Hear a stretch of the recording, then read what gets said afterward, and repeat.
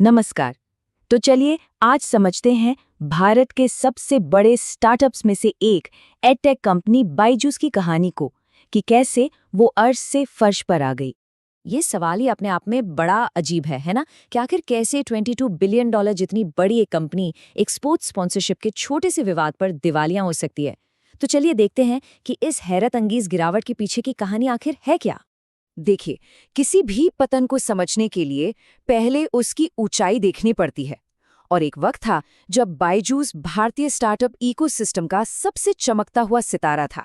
2011 में जब ये कंपनी शुरू हुई तो धीरे धीरे आगे बढ़ रही थी। और फिर आया पैंडेमिक, जिसने ऑनलाइन लर्निंग की मांग को मानो आसमान पर पहुंचा दिया। और बायजूस देखते ही देखते एक ग्लोबल पावर हाउस बन गई।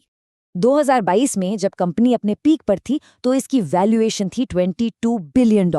सोचिए, $22 बिलियन, ये एक ऐसी रकम थी जो उस वक्त किसी भी भारतीय स्टार्टअप के लिए एक सपने जैसी थी। मतलब स्केल देखिए, दुनिया भर में 15 करोड़ से ज्यादा स्टूडेंट्स थे। लगभग $3 बिलियन तो सिर्फ दूसरी कंपनियों को खरीदने में ही लगा दिए।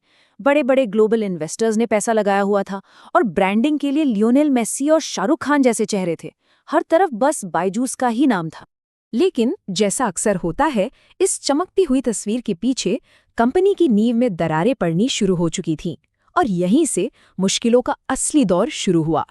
तो पहला बड़ा रेड फ्लैग सामने आया जब कंपनी ने FY21 के अपने फाइनेंशियल रिजल्ट्स फाइल करने में पूरे 17 महीने की देरी कर दी।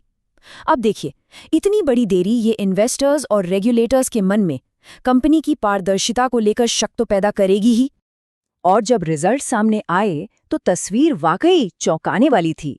कंपनी के खर्चे उसकी कमाई से कहीं कहीं ज्यादा थे।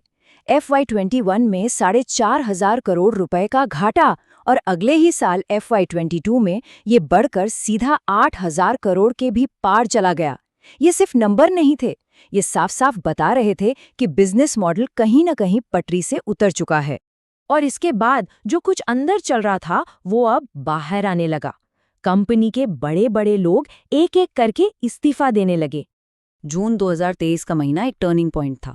पहले ऑडिटर डिलॉयट ने ये कहते हुए इस्तीफा दे दिया कि भाई, हमें तो फाइनेंशियल स्टेटमेंट्स ही नहीं मिल रहे हैं।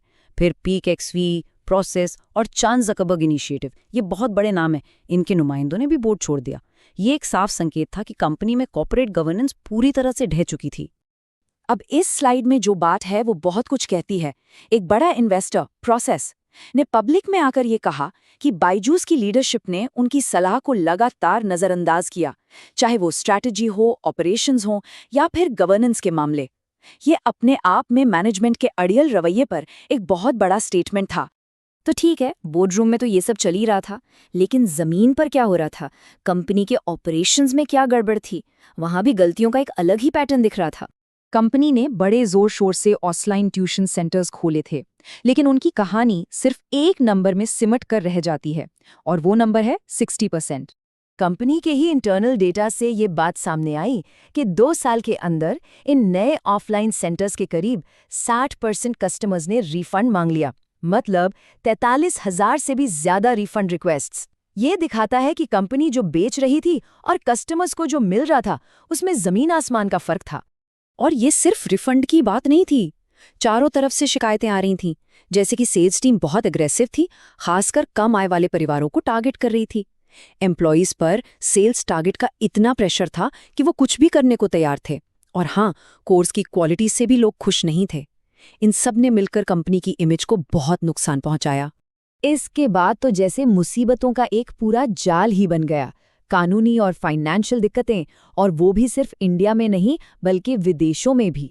कंपनी एक तरह से 3 लड़ाइयां एक साथ लड़ रही थी। एक तरफ $1.2 बिलियन के लोन पर लेंडर्स से झगड़ा चल रहा था और आरोप ये थे कि बायजूस ने $533 मिलियन कहीं छिपा दिए हैं। दूसरी तरफ भारत में ईडी ने 9,300 करोड़ के फॉरेन एक्सचेंज नियमों के उल्लंघन की जांच शुरू कर दी और फाउंडर पर लुकआउट सर्कुलर भी जारी हो गया।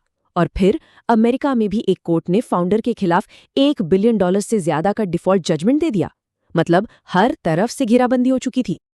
और अब आते हैं कहानी के क्लाइमैक्स पर, जहां इतनी बड़ी कंपनी एक बहुत ही छोटी सी वजह से ढह गई। ये बात अपने आप में बहुत अजीब है कि बायजूस के डूबने की आखिरी वजह वो अरबों डॉलर के लोन नहीं थे, बल्कि बीसीसीआई के साथ एक जर्सी स्पॉन्सरशिप का कुछ बचा हुआ पैसा था। सोचिए, इतनी बड़ी बड़ी लड़ाइयों के बीच कंपनी को गिराने वाला आखिरी तिनका एक क्रिकेट जर्सी बन गई। और ये स्लाइड, ये पूरी कहानी का सार है। एक तरफ देखिए 22 बिलियन डॉलर की वैल्यूएशन और दूसरी तरफ सिर्फ 158 करोड़ रुपए, जो कंपनी चुका नहीं पाई और दिवालियापन की नौबत आ गई। और फाइनली जुलाई 2024 में नेशनल कंपनी लॉ ट्रिब्यूनल यानी एनसीएलटी ने बीसीसीआई की अर्जी मान ली और Byju's officially corporate insolvency process में चली गई। तो इस पूरी कहानी से सीखने को क्या मिलता है? कुछ बातें बिल्कुल साफ हैं। पहली, कि ग्रोथ सिर्फ तेज होने से कुछ नहीं होता, सस्टेनेबल होना जरूरी है। दूसरी, कॉर्पोरेट गवर्नेंस और ट्रांसपेरेंसी से कोई समझौता नहीं चल सकता। तीसरी बात, कागज पर आपकी वैल्यूएशन कितनी भी हो, कैश फ्लो ही असली किंग है। और आखिरी बात, अगर आप दुनिया में बड़ा बनना चाहते हैं तो दुनिया भर की जिम्मेदारियों के लिए भी तैयार रहना होगा। तो अंत में ये पूरा मामला हमें एक ही बड़े सवाल पर लाकर छोड़ देता है।